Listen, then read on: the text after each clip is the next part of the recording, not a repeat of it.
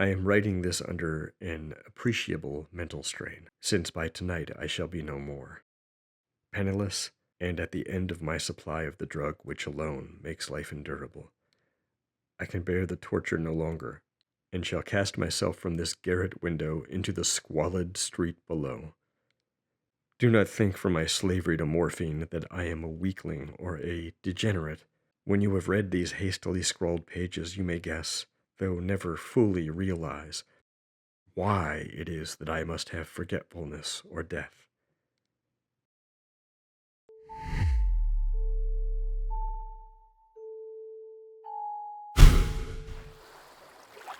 The Great War was then in its very beginning.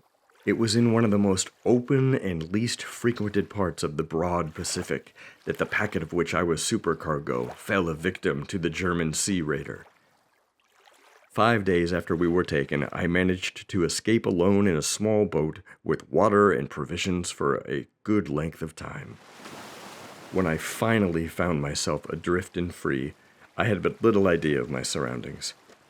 Never a competent navigator, I could only guess vaguely by the sun and stars that I was somewhat south of the equator. Of the longitude I knew nothing, and no island or coastline was in sight. The weather kept fair, and for uncounted days I drifted aimlessly beneath the scorching sun, waiting either for some passing ship or to be cast on the shores of some habitable land. But neither ship nor land appeared, and I began to despair in my solitude upon the heaving vastness of unbroken blue. The change happened whilst I slept. Its details I shall never know, for my slumber, though troubled and dream-infested, was continuous. When at last I awakened, it was to discover myself, half sucked into a slimy expanse of hellish black mire, which extended about me in monotonous undulations as far as I could see. Though one might well imagine that my first sensation would be of wonder at so prodigious and unexpected a transformation of scenery, I was in reality more horrified than astonished. For there was in the air and in the rotting soil a sinister quality which chilled me to the very core. The region was putrid with the carcasses of decaying fish and of other less describable things which I saw protruding from the nasty mud of the unending plain. Perhaps I should not hope to convey in mere words the unutterable hideousness that can dwell in absolute silence and barren immensity. There was nothing within hearing, and nothing in sight save a vast reach of black slime.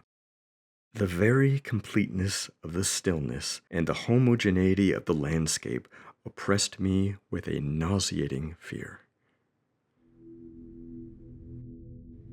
That night I slept but little, and the next day I made for myself a pack containing food and water, preparatory to an overland journey in search of the vanished sea and possible rescue.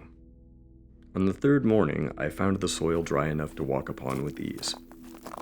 The odor of the fish was maddening, but I was too much concerned with graver things to mind so slight an evil.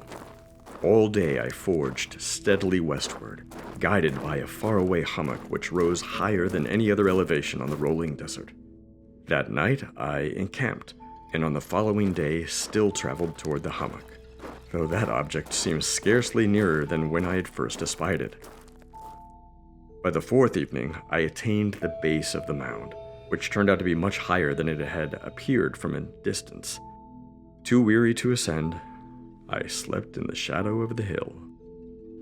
I know not why my dreams were so wild that night, but ere the waning and fantastically gibbous moon had risen far above the eastern plain, I was awake in a cold perspiration, determined to sleep no more. Such visions as I had experienced were too much for me to endure again, and in the glow of the moon I saw how unwise I had been to travel by day.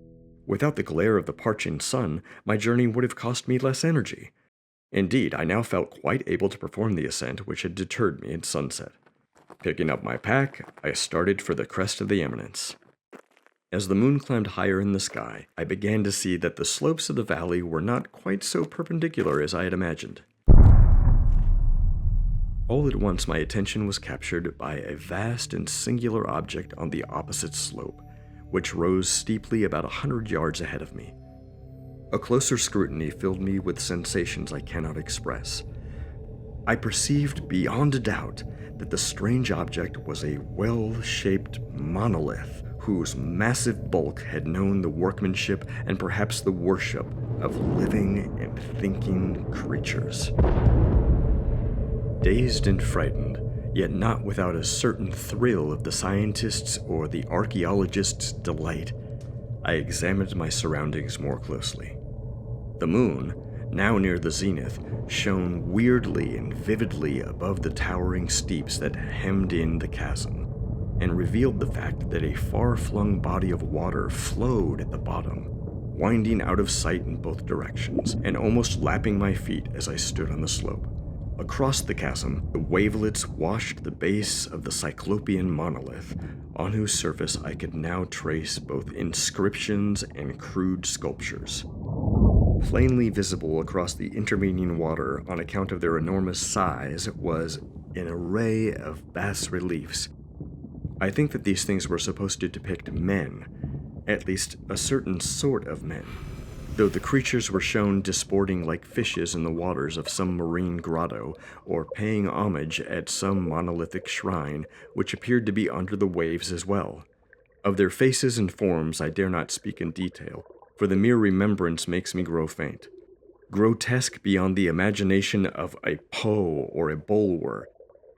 Awestruck at this unexpected glimpse into a past beyond the conception of the most daring anthropologist, I stood musing whilst the moon cast queer reflections on the silent channel before me.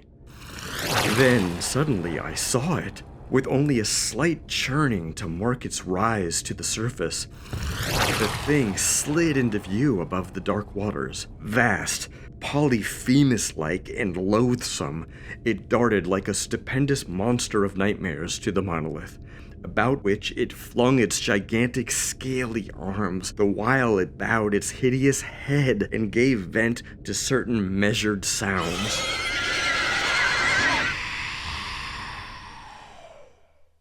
I think I went mad then.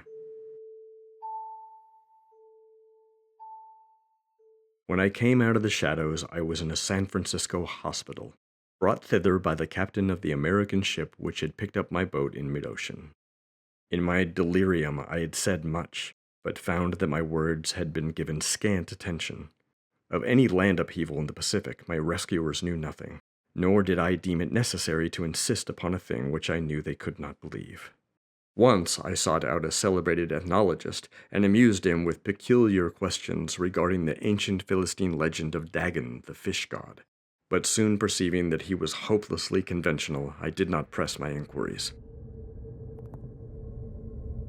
It is at night, especially when the moon is gibbous and waning, that I see the thing.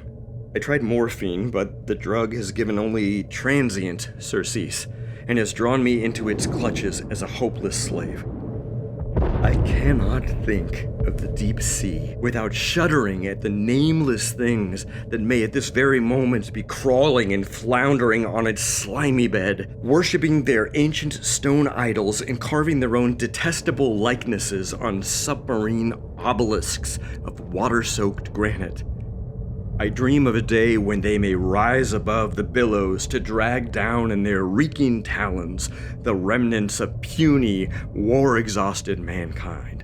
Of a day when the land shall sink and the dark ocean floor shall ascend amidst universal pandemonium. The end is near.